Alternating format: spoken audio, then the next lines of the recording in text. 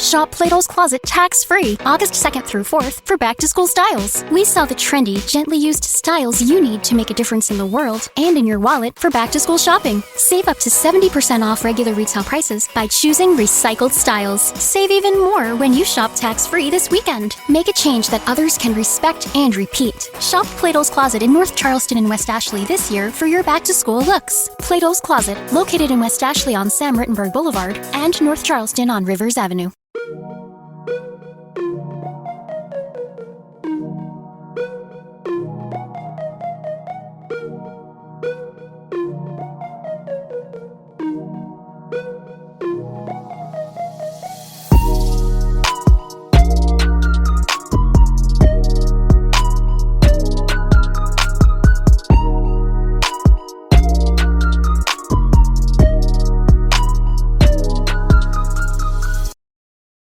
Hello, everyone. Once again, welcome to another episode of Second and Saints. John Hendricks alongside Ross Jackson.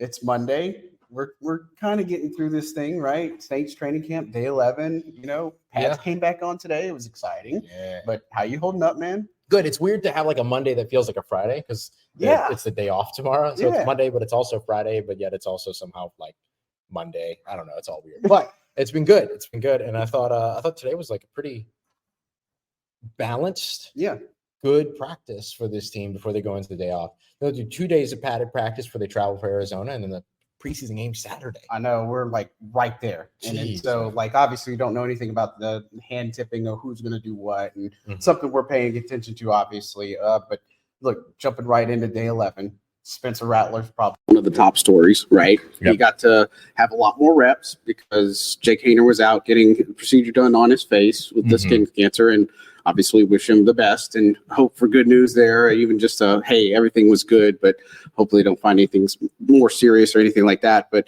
you know, look, I thought Rattler overall looked really comfortable, especially the end of game sequence. He made some really good throws today. Yeah. Wasn't without flaws, and I'll get into that in a minute. But, like, I feel like he had one of his best days of practice, maybe the best one, but he's just – You saw him talk afterwards after practice, saying just kind of like how this offense fits him. And, you know, it's similar to what he ran over at South Carolina. Yeah. Just the fact that he likes the mobility of it, that, you know, Clint Kubiak and all this other stuff. What kind of your takeaways from Rattler's day?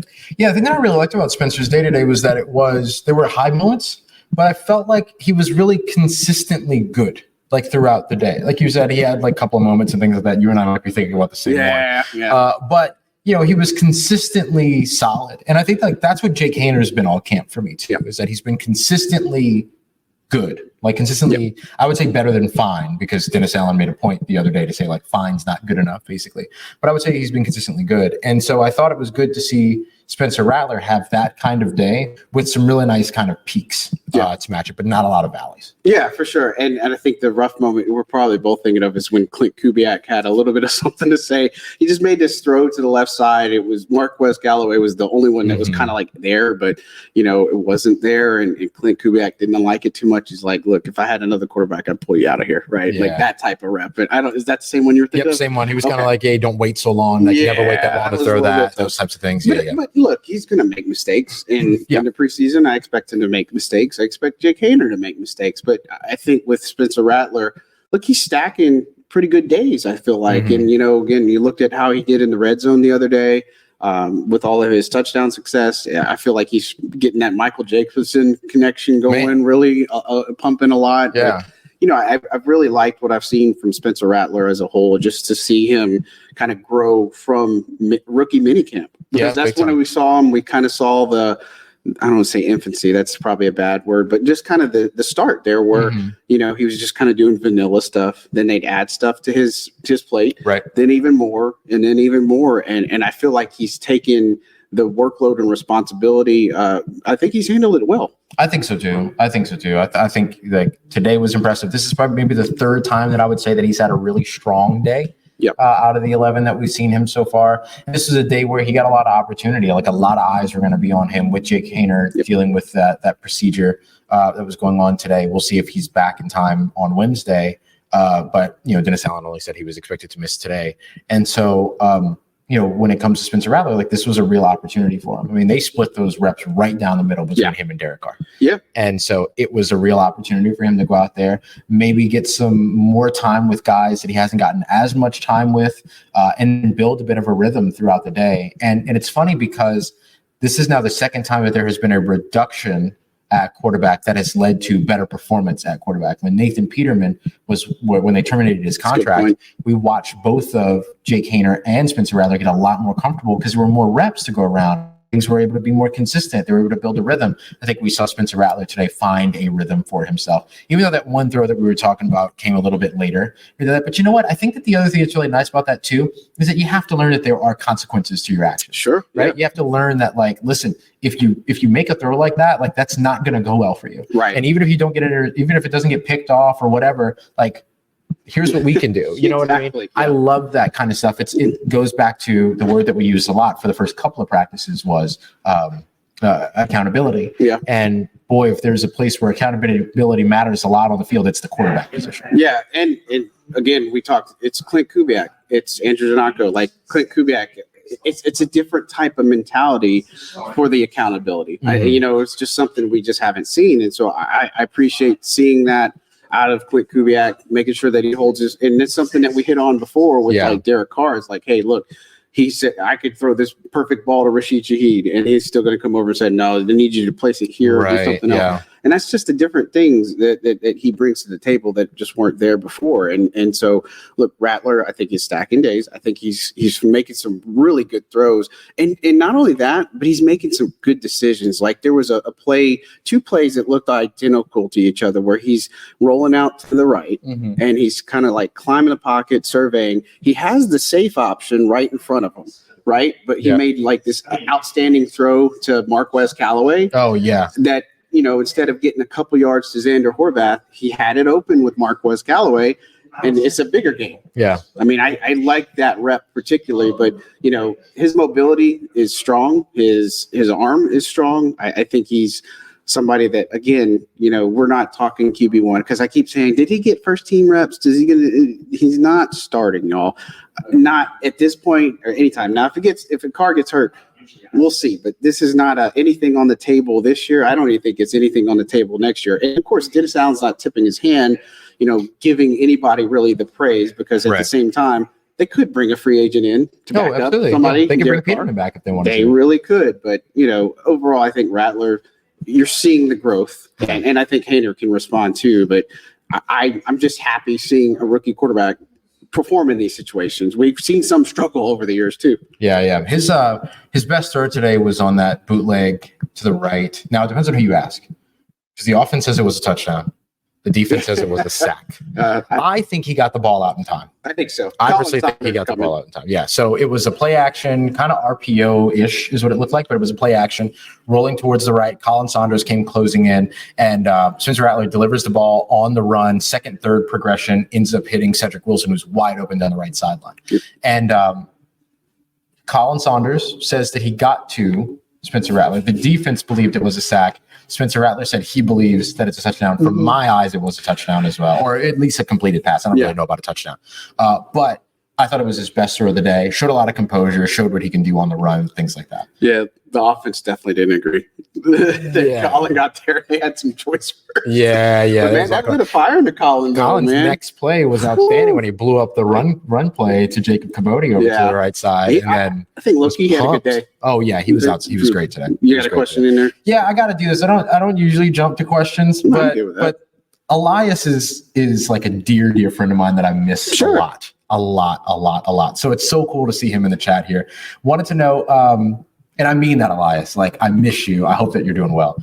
He wants to know, is it clear if Olave is taking more reps at the X position or his usual Z spot? This is interesting because I think that the convention of this player playing at the X, this player playing at the Z, I think is going to be challenged a little bit in this offense. Right. Yes. And so I think he's been moving around a lot. Oh, yeah. He has been playing a lot of X, but he's also had a guy like, I don't know, pick one, A.T. Perry, Cedric Wilson line up in that spot instead. And then he moves over to the Z to where he's lined up off the line of scrimmage. Today, we saw maybe one of his bigger catches come from the slot. today. So he's been moving around a lot. So I guess the way that I would say it is, yes, you're seeing him play more X than usual, but he's not solidly implanted at being an X receiver. He's still moving around a whole lot. Yeah, it's not exclusive there. We've even seen him in the backfield. I mean, like, that's been an interesting wrinkle for sure. But yeah, he's definitely not, concrete into one particular position. They're moving him around. And look, I joked today, I think I told you too, I was like, man, Chris Olave 12, he's out there somewhere. Yeah, and he's like, he just does amazing things. And just like Rattler said, he's different, right? Yeah. Like, I mean, you're seeing he's definitely having a good camp. I know they had the hip scare and, they're kind of easing him up a little bit and all this other stuff. But look, I think Chris Olave is doing some really strong work out there so far. Yeah, he's been the bona fide number one. He is jawing and talking and getting under trash talking, getting under people's like skin, 3 straight days. making big plays, making big catches. He's owning one-on-ones, all that. Like, he feels like the guy on the field every time. And I think that's a real welcome sight when it comes to a lot of it. And I think what I appreciate too, it's with all three quarterbacks. Yes. It hasn't just been like a Derek Carr thing. It's been with Spencer Rattler. It's been with Jake Haener. Like, he's been consistent on all of them. So it's just refreshing to see, that it's not just a small connection or a Olave to Rattler pipeline or something like what we're seeing with Michael Jacobson with Rattler and stuff. Right. But, it's refreshing. But man, Rattler, I think, was probably the top dog from today. I think, and look, Derek Carr did well. They did this in the game sequence where they're down 30-28, minute 15 on the clock, one timeout, and they have to go from their 30 to try to get in the field goal positions. Both quarterbacks did a phenomenal job of moving them downfield. I think Rattler's series, been him connecting on some of the fourth down plays, was big, but Carr was able to get him into position and do everything.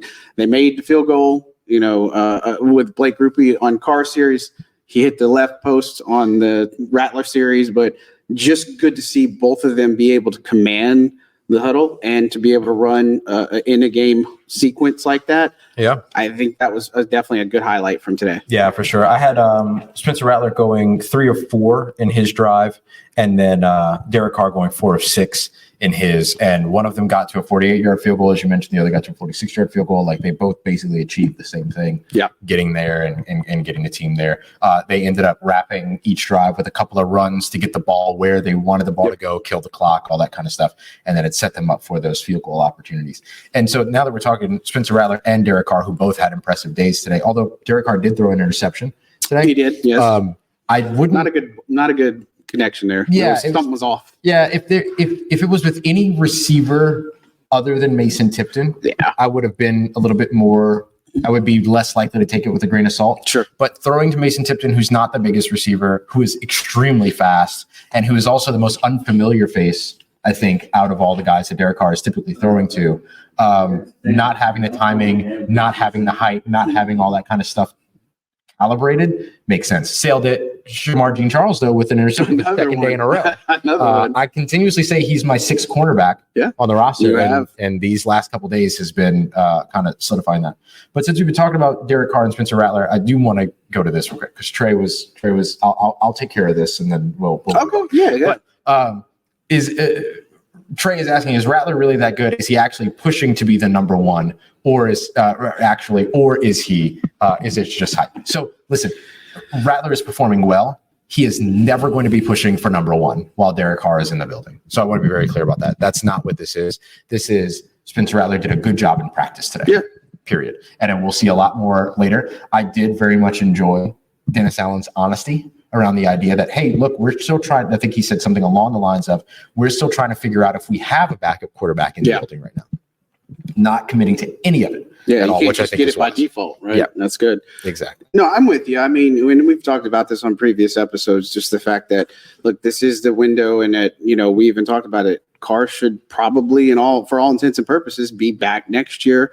We expect DA to probably be back next year, unless something absolutely goes to the wayside. But I think that's the plan. Now, past that could be interesting, right? But I think this stemmed from a DA comment from months ago, and then somebody cut what they wanted out of it, and that Rattler was going to compete for the number one job. That was never a thing. It was never a thing. And if you saw it and whoever did that, that's irresponsible journalism. That's all that is cherry pick what you want, just like they did with this Olave thing. Yeah, that Olave clip. It's just like people believe it, right? And I mean, there's no truth to it. Derek Carr is DA's guy, and he's going to stay there, right? But there's no reason to believe that there's ever going to be we got a quarterback controversy, at least for the starting spot. Now, if he gets hurt, then there's a thing, who's going to start there. But even when Carr would come back, he'd be number one. Yeah. I mean, that's just not a thing. It's just not a thing. Yeah. As far as today goes, look, got Nathan Shepard and Peyton Turner back from toe injuries, so that was good. But Turner didn't do anything in drill, like team or anything like that. So it was a little bit tough not seeing him back out in team. So he's kind of like around, but not. You know what I mean? But Shepard was, so that's a good thing. Saw Demario Davis early in practice, kind of an observer. Him, being around is a good thing, just like Marshawn being around. Like these guys, when they're not around, a little bit more concerned. Still no Kendre Miller. Like we were talking about this before the show. We haven't seen him since day one on the field. Right. Like, I mean, he's been around, but like he has not been able to get back from this hamstring injury. And since individual drills of day one. Individual drills. That's tough, like man. Early. That's tough. Yeah. Man, that's really tough. Somebody had asked us if we were concerned about Kendre Miller. Yes.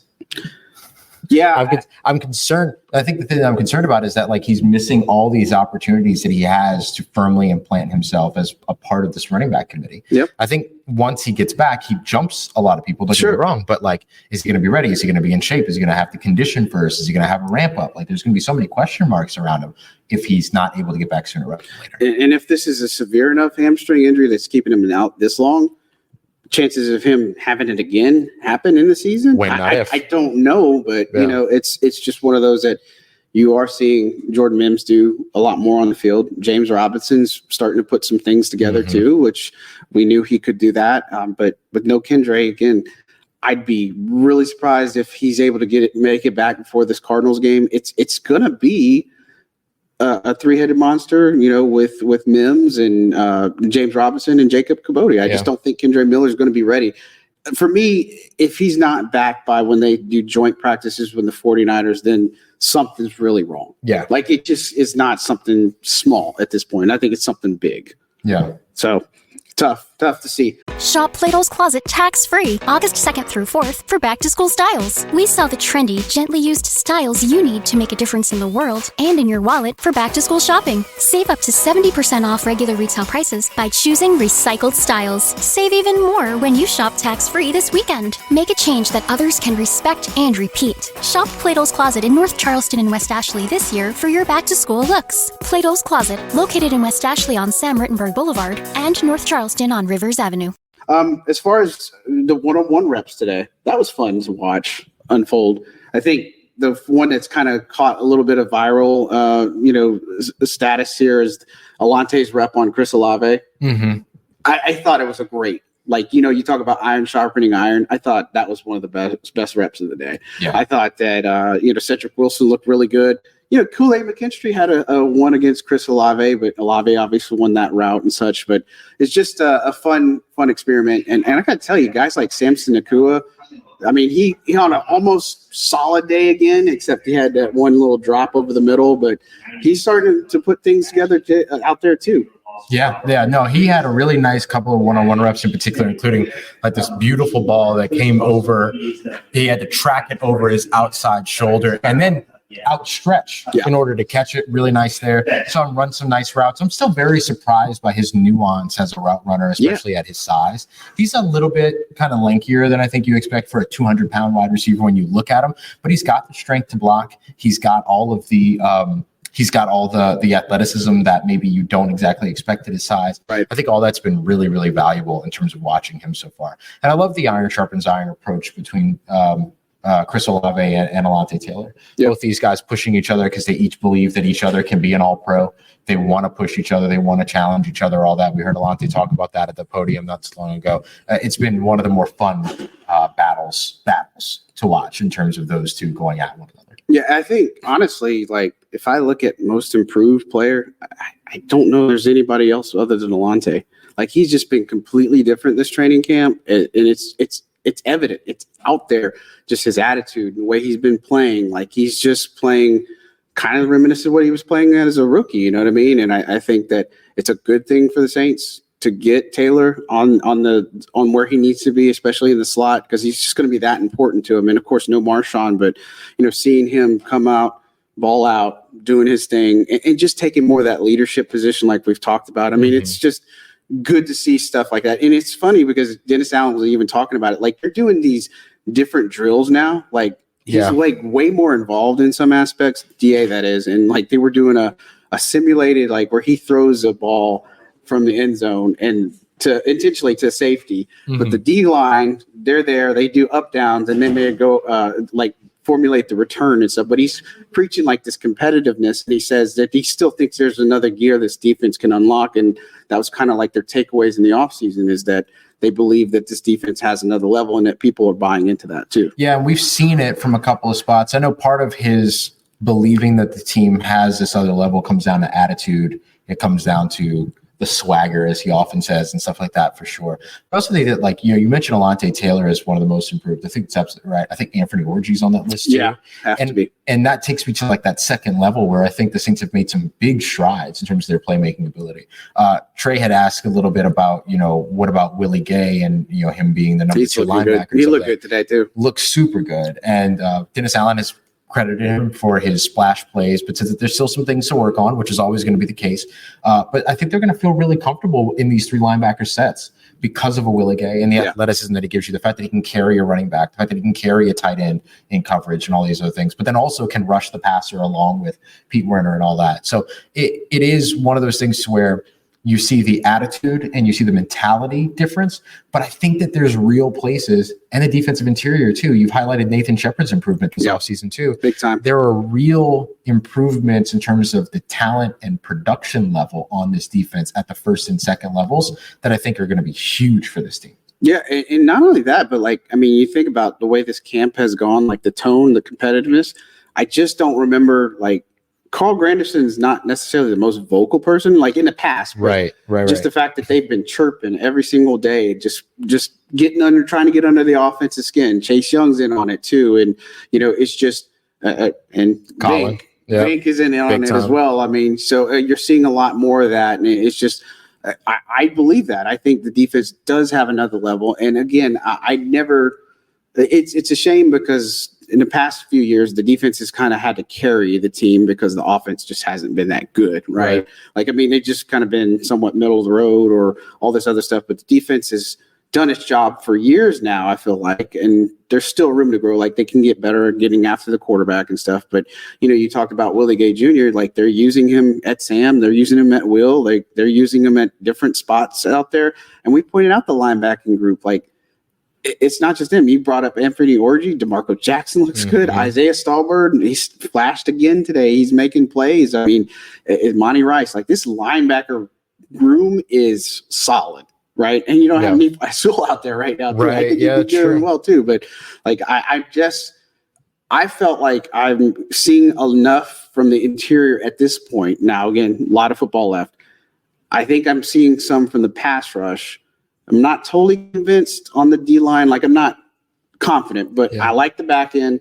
I like the linebacking group. I do buy into that the Saints defense could be better. Yeah, I would buy into that too. I think the biggest thing is going to be how much does the defensive interior really improve, and then how much is the pass rush able to not only impact the quarterback, but finish plays at the quarterback. I think those are going to be the biggest things. Yes. And look, if your pass rush is cooking, then all of a sudden that benefits your secondary, that benefits your second level. If your coverage is good, that's going to open up more opportunities for your pass rush to be able to get home. We've seen a fair share of either coverage sacks or coverage being so good that it forces the quarterback to scramble. And in either of those cases in live game action, like that helps your defensive line quite a bit because it gets the quarterback a little bit off balance. It gets them a little bit uncomfortable, all those things that they have to hold on to the ball a little bit longer, disrupt the timing, all that. And I think the physicality of this defense, particularly at the secondary, helps with that a lot too. Paulson Debo, Marshawn Lattimore, Kool-Aid McKinstry, Alontae Taylor, they are all press corners. They want to put hands on you, and they want you to not be able to get to the spot you're trying to get to. Yeah, they do a really good job of that too. Like Alante was one of the better press corners in the NFL last year, outside or slot. And so like you want to win those reps, and these guys are really good at winning those reps. Yeah, and let's not forget, Paulson was third last year in pass defenses, and then Alante was tied for ninth with Isaac Adam with 14. Right. I mean, so it's like, like they are preaching emphasis on that, and so it is there, especially how they play. Now, could it lead to more flags? Maybe. Would I rather them be a little bit more aggressive? And I'd be okay with some of that somewhat, but 100%. But we're seeing too, like I'm trying to remember who is it that got hit. Like somebody laid the wood down earlier in practice. It was just like a big giant. It was Willie Gay Jr. I don't know. Yeah, it might have been him. That's right. I saw a couple of hits today. They're just like, woo! Like I think Jamal Williams is coming in and somebody just like lit him up. Yeah. Like it was just one of those things that you see in this defense. I think they dominated early. Then it kind of came back to earth, and then now it's just kind of like this balanced attack, which is what we want to see. Yeah, so it's not favorable to one particular side or the other. So I tell you something I'm a little bit, I don't know, I don't want to say disappointed, but a little bit surprised at is that Blake Grupe has not been able to distance himself from Charlie Smith. This was the first time that I've heard Dennis Allen use the word competition when it came to the kickers. So now we've got a legitimate kicker competition. Yeah, I think it's here. And so what numbers do you have on these guys? Because like that took me by surprise when I heard Dennis Allen say that today. So after today, Blake Grupe's 41 of 48. So he missed a couple of them today. And then Charlie Smith I had is 30 of 37. So they both missed 7 kicks. Yeah. Now Charlie Smith's issues were more of the extra point. Yep. Blake Grupe missed a couple of long field goals, but he did make a big one from 61 today. But, it's just Grupe's had some uncharacteristic misses inside the 40. Now, some of that is the operation, like Matt Hayball versus Lou Hedley holding. Right. Some of that can be there versus same thing with Charlie Smith. Like that does matter. But, Charlie Smith, we've talked about him, that he has the leg and such. But I guess that's something I'm a little bit shocked by, that it seemed like just like the quarterback 2 battle, when you have a leg up on the competition, no pun intended, you're just not able to distance yourself. Nice. I really like that. No, but it's really true.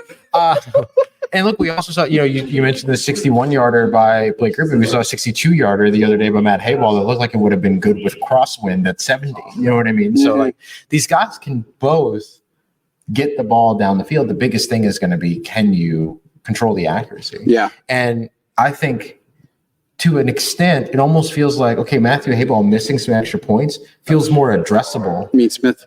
I'm sorry, not Matthew Hayball. Sorry, that would be interesting if he did go in there, kick lefty. Charlie Smith going in there and missing some extra points feels almost more fixable than what Blake Grupe has been missing in between the 40 to 50 range. Yeah. And so I don't know if that's an oversimplification. It probably is. But, I'm just trying to think about it from another perspective of like, okay, so what's easiest to fix?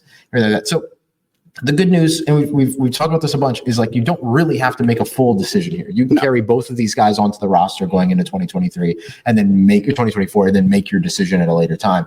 But it is what we expected it to be coming into training camp. Not necessarily a competition walking in, but something that had the opportunity, if Blake Grupe didn't run away with it, it could quickly become a competition, and I think it's now a competition. Yeah, and then it's kind of like Tiger's runner, because Grupe was perfect for a while. Right. Like I think it was 21 and 20.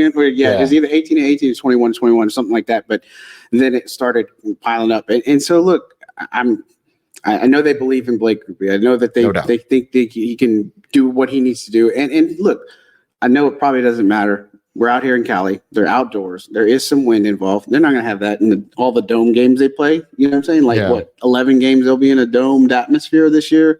Maybe it's more than that. I think it's 14. 14? Yeah, because I think it's just it's just Tampa game, the Carolina game, and then the Green Bay game. Oh, and then Kansas City. Yeah, that's the other 4. one. So that math is 13? 13. We nailed it. Look at us. We can do simple math. It's amazing what you can accomplish. Don't ask me to do anything more than 100 at a time. And that's only if I'm looking at a literal football field.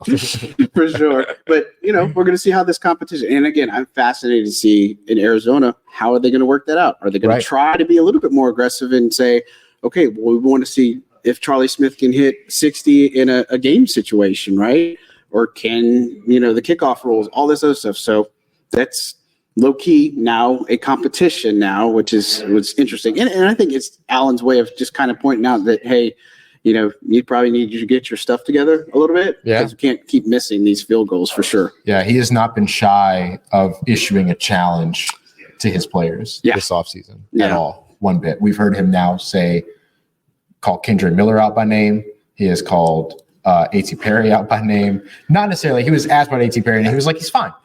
And then was a follow-up question about, is fine good enough? And come to find out it wasn't. And then Nick Saldiveri by name. And then now this sort of Blake Groupie situation, who he didn't necessarily call out, but just letting everybody know, like, hey, he used that word competition. Yep. And he's not going to use that word by accident. Right. Like, he specifically used the word. And look, Dennis Allen is excited by competition too. So he wants to see competition. So I think that was a big part of it as well. Yeah, there's a question in the chat asking about acknowledgement of a competition concern you is what it should say. But I was avoiding that because I thought it was is competition concern you? But no, I don't think so, because at the end of the day, this team is 3 years removed from the playoffs, and so you got to do something different. Yep. Like, it's got to be the best player wins. It doesn't matter how long you've been here. The best player needs to play. The best player needs to win. All this other stuff. Like, I get it. Some people might do it, and it's going to make roster cuts really hard. But, you got to go with the hot hand. You got to go with who's going to make you get into the playoffs, get a 10 or 11 win season together. Not just this, we're starting slow and then we're going to catch up. And then we got to worry about other teams to do your job to make the playoffs. They got to lock it down, right? Yep. Like, you got to do it. And competition, this entire training camp has been something they've preached. I'm all for it. Yeah, this is not a team that has the luxury of being able to say, we're just going to keep doing what you're doing. Yeah. Sorry, but that's not the position that this team is in. They have to explore other options. They have to explore all of their options. They have to look at everything. They can't just walk in and say, we're doing this because it's what we've always done. And I think they've done a good job of proving that they're willing to make those decisions. Alvin Kamara, first day of camp, talking about, when things don't start going the way that they're supposed to go, people start disappearing. And you saw a lot of people disappear this offseason. That was a pretty good, kind of highlight on the idea that this team has not been afraid to go a different direction this offseason. Kamara had a rest day today. Just thought we'd point that out. So not like he was back from his rest day. Yep, exactly. Look, as we close down, we're keeping it a little bit shorter today, and just out of respect for certain other obligations, which is just fine because we tend to rattle on and we could talk for hours. And so any other standouts from practice today or anything extra you want to maybe hit on before we do get out of here? Nice day for Cedric Wilson. I thought that was important because the Saints need another wide receiver to step up outside of Chris Olave and Rashid Shaheed. I'm looking forward to seeing him in the preseason. I wrote down a couple of other names too. Michael Jacobson. I think he needs to get some. He's starting to make plays. Yeah, for sure. Big time. Like, he's not starting to, but he's making more plays, I guess you could say. I pointed out Isaiah Stallbird earlier. Yep. I think Khalid Cutson had another solid day. Really solid day. I really like what I've seen from him. I honed in on Trevor Penning. I think he had some solid reps today, too. It wasn't just him. I think it was one of the plays where Foster came in motion and he just laid this outstanding block on Carl Granderson. Yeah. Like, I've never seen somebody knock Carl Granderson kind of off his feet somewhat, but Foster did it. And we talked about him beefing up his size. Yeah, man. So he is using that size. Yeah, that is for sure. Yeah, and then obviously one of the other ones, Christian Boyd. I think he's having a good camp, a solid camp. Nothing that necessarily says, well, he stands out every day, but you see him in the rotation with the first team. You see him in there when they're getting different packages. Like, he's blowing up runs. He's doing what he needs to. Maybe not as much as getting after the quarterback as what he did in college, but I think he's done a solid job in camp so far. Yeah, completely agree.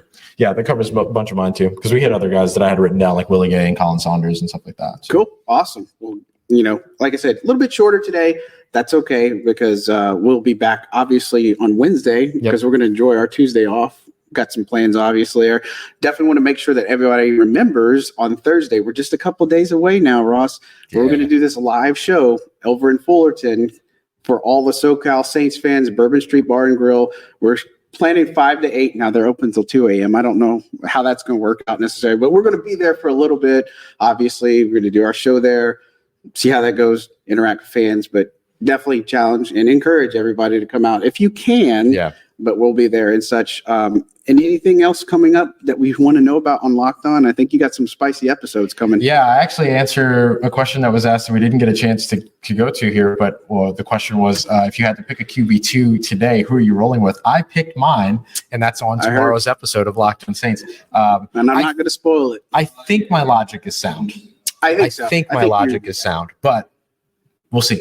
Yeah, a lot of football left to be played. Yeah. Honestly, this is like the halfway point of camp in somewhat aspects. 22, 23 practices in. So, like, I think we're getting to the halfway point. So, really interesting. All right. Well, don't forget to hit the like, subscribe button, notifications on, all that fun stuff. Don't forget about the Amazon link in there. That helps us out a lot. Anything and everything. You guys have been terrific. Really appreciate all the support. Can't say it enough. Just continue to share the good news of Second and Saints. That's all I can tell you. So on behalf of Ross Jackson, I'm John Hendricks signing out. We will talk at you Wednesday.